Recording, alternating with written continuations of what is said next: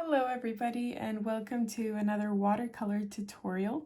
Today's tutorial is inspired by a photo that I saw from Colors by Havana, which I will include in the description as I do with all my references.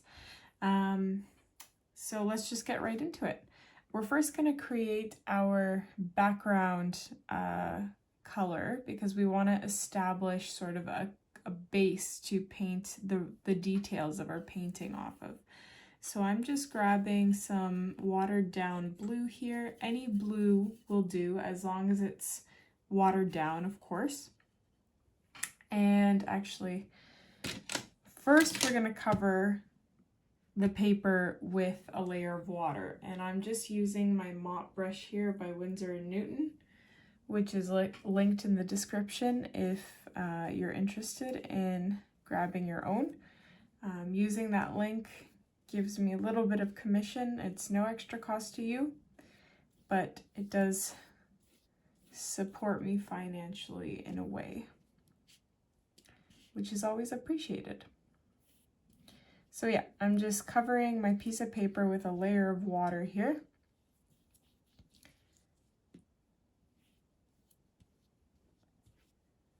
And I'm making sure that it's evenly spread out and that there's no pooling of water anywhere.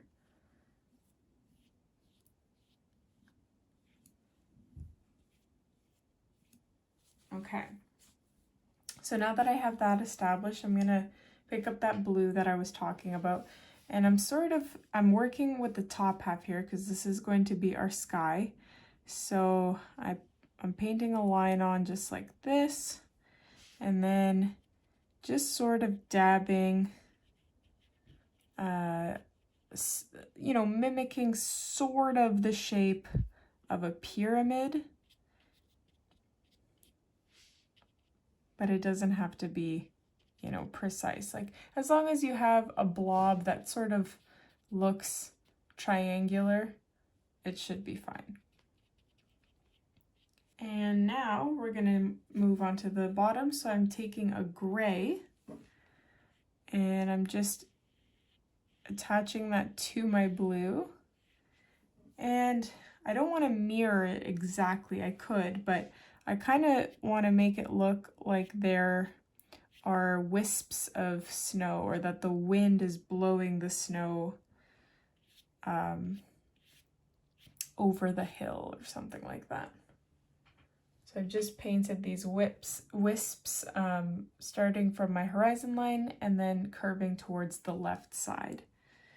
Now, just looking at my blue here, I'm not happy with the intensity. I do want it to be a little bit darker. So I'm grabbing a bit more pigment this time and less water and just dabbing it on, trying to follow a similar shape to what I painted on initially, just to make it a little bit darker, make it stand out a tiny bit more. And the reason why I'm flicking my paintbrush upwards in some places is because I do want to pretend that there's pine trees growing, but that's kind of optional. You don't have to do that if you don't want to. And as I made that darker, I realized the gray is also pretty faded, so I'm just gonna go in with that as well. So a little less water this time. And again, I'm just wisping out the snow. We can even grab a tiny bit of black if we want to, just to make those wisps stand out a little bit more.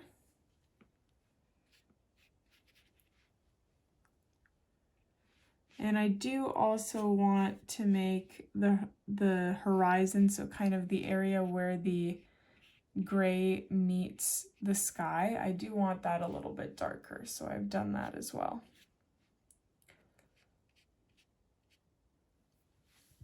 Okay. Now, before the blue completely dries, I am going to grab green this time, and water it down just a little bit, and I'm going to just dab on some green accents. And you again want to shape them sort of in the shape of a triangle, because later we're going to be painting on pine trees, and we just want to, just like we've established a background color for our sky, I want to do the same with the pine trees. So that should be fine.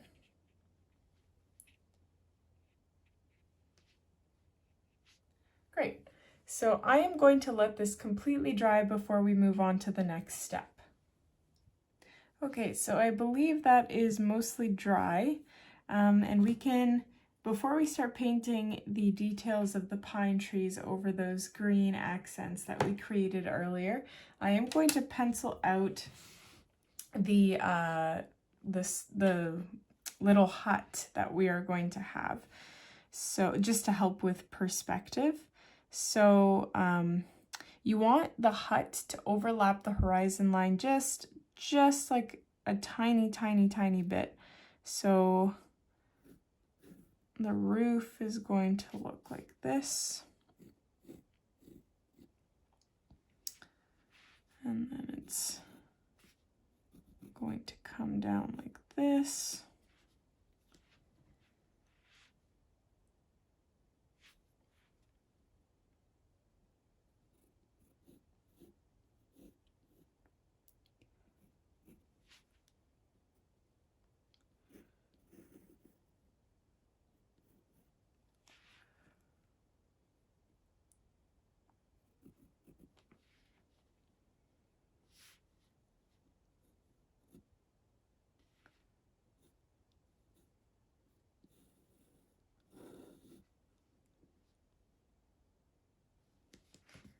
Okay, so my little hut is gonna look something like this. I'm okay with that.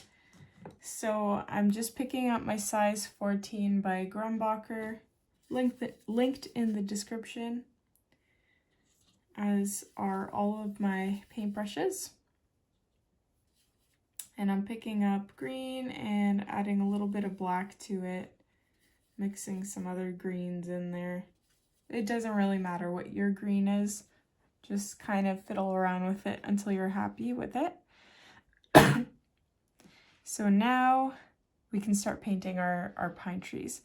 So you can, like, there's so many different techniques to painting pine trees, and if you view my videos regularly, you will know that I love painting pine trees, and I have a lot of pine tree landscapes, tutorials, technique videos, like so many options, I suppose you could say, for painting pine trees. So if you're not sure what your style of painting pine trees are, like, I'm not going to go over the technique on how to paint pine trees because I have so many videos that go over that. So I'll just, if I forget to link them in the description, you can very easily search them just by typing in, like, pine tree techniques, Julia Liss art, something like that. So I'm gonna have one pine tree here. I'm going to have another one over here.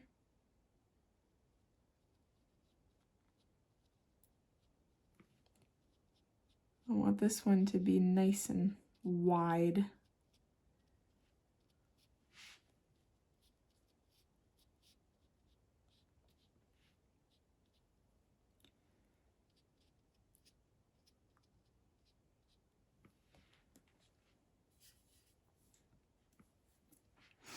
I'm going to be painting my roof white for snow. And I'm going to be doing that with acrylic paint. So, I mean, if you have gouache, acrylic paint, anything that's a white and opaque, like even a whiteout would work. But watercolor is just not opaque enough, so that's not going to really do the job. I mean, you could try, but from my experience, it doesn't work out too well.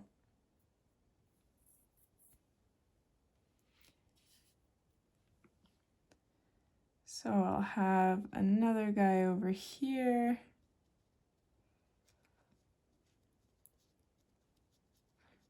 This one's gonna be a little bit more sporadic looking.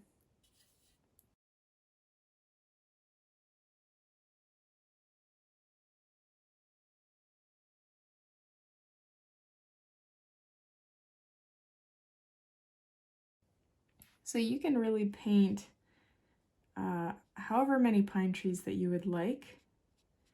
You can paint them as densely as you would like you can go in between all of these ones and paint even more. I haven't decided yet if that's what I'm going to do.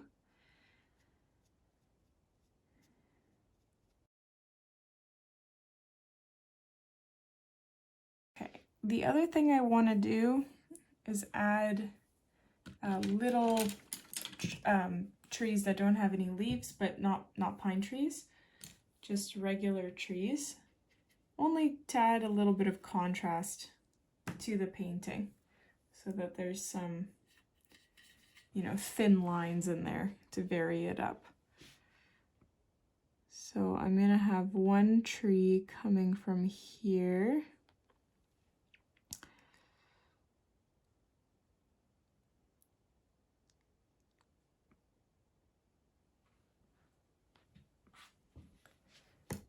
I'll go a little bit closer so you can see the individual details. I'm using my quadruple zero brush here to achieve these ultra fine lines, and really this is, out of the brushes that I own, this is the best brush for the job. Like, I don't have any other brushes that can do such fine details, and my hands definitely aren't steady enough to try and attempt this with a bigger brush.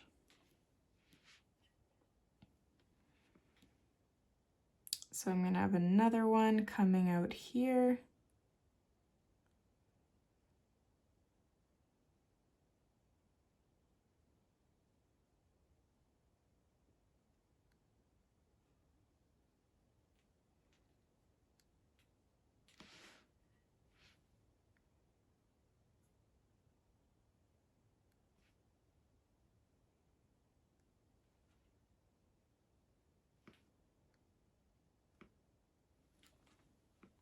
And see how these straight thin lines really do add a nice contrast and variation to the bulkiness of the pine trees.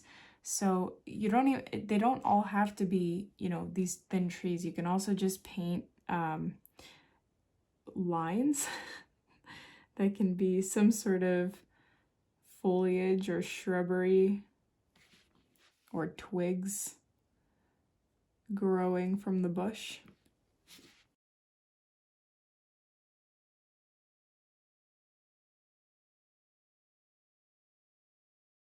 Now you can keep going with these trees for as long as your heart desires. Like, you can paint as many or as little as you'd like.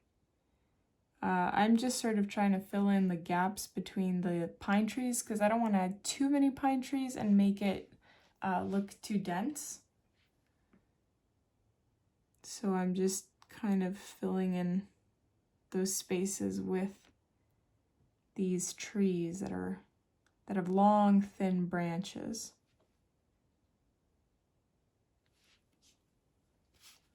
But I think that's a good amount. I think we'll just stick to those. So now we can move on to our little house here. So you can take some brown watercolor for this portion.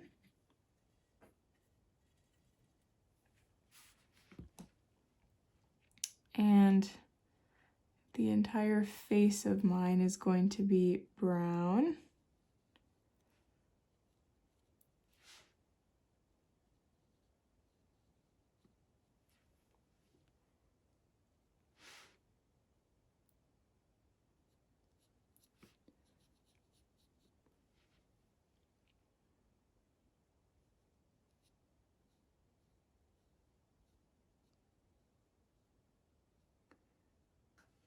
because I'm gonna have white snow on this roof that's supposed to look like it's overlapping, I want to make this portion a lot darker. So I'm going to begin doing that by just lifting off some of the pigment on the right side just to brighten it.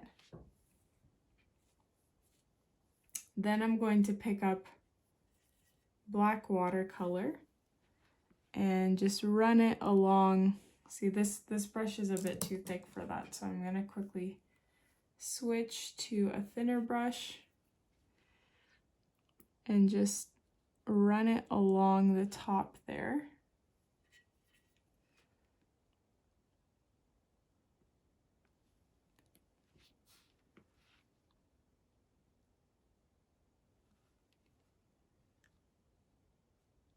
And I'm gonna run it down here for the corner of my house, on this side of my house, and also underneath the roof here, because it's also, the snow is also going to be overhanging on that portion. And then we can just add like a darker portion on the bottom of our house as well.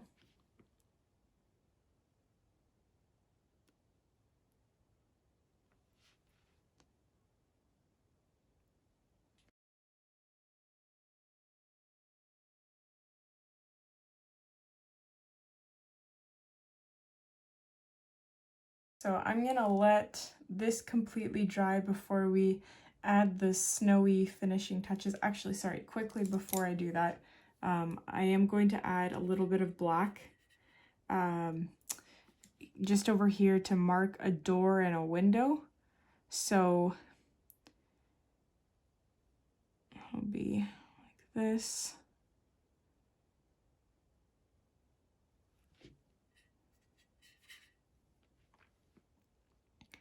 And then a window here as well. And we're gonna fill that in with kind of like a bright light.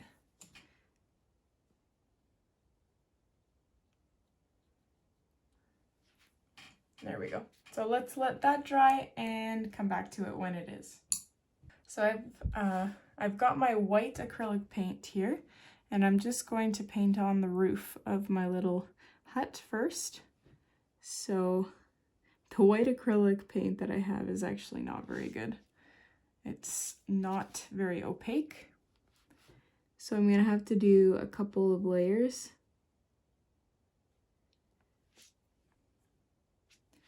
But that's what you get for buying cheap dollar store stuff.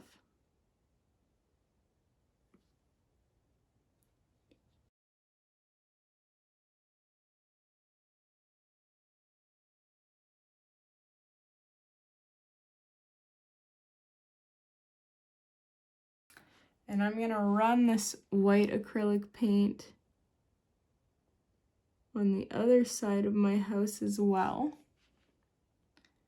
so that you can sort of see the white snow peeking on the other side.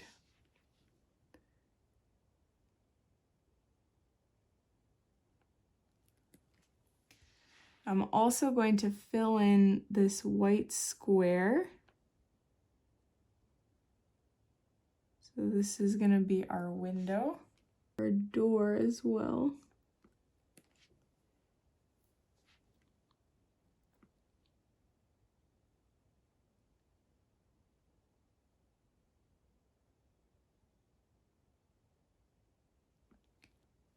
I'm going to paint some snow on the side as well.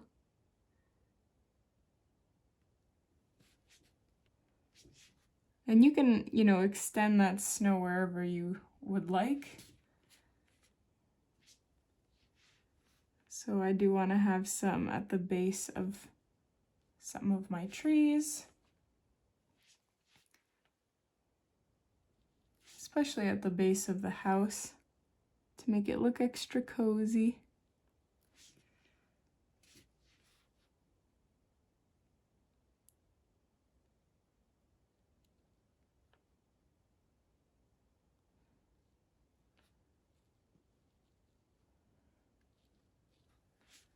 I'm also going to add some just sprinkled across some of my trees, or I'm sure like all of my trees will end up having some of the snow.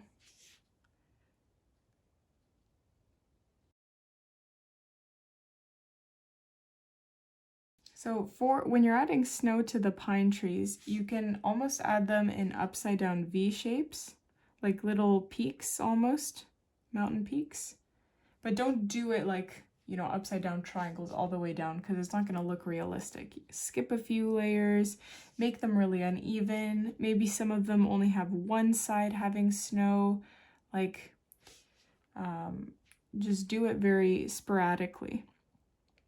And I think the best advice I ever gave for painting something in watercolor is I said, just close your eyes, put your paintbrush to paper, close your eyes, and then do the motion that you think you should be doing.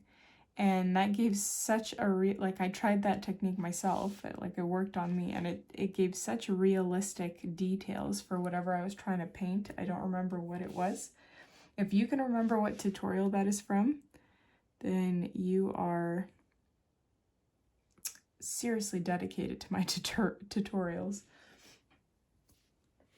So that just looks like a snowy wonderland. But before we're done, one last thing I want to do is add snow falling. So I'm taking my white acrylic paint and I'm adding a tiny bit of water. And then I'm dabbing another paintbrush against it. And this is causing it to splatter white acrylic paint in these tiny little dots, so it looks like it's snowing. And if it's not splatting enough, you either don't have enough water, making your acrylic paint too thick, or you don't have enough acrylic paint. You have to get the right balance, because if you have too much acrylic paint, then the blobs fall, they're very large. And if that's the effect that you want, then, I mean, you're fine.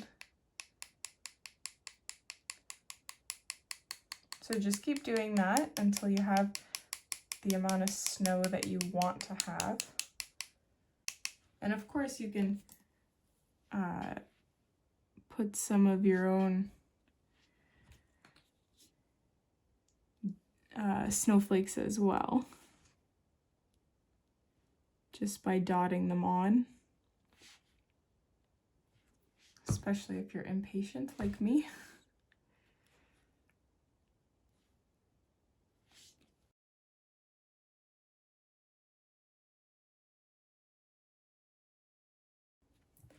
When you are all finished with the snow, you are all finished with the painting. I hope you guys enjoyed this tutorial. If you did, please don't forget to subscribe to my channel, hit like on this video, and I will see you in the next one.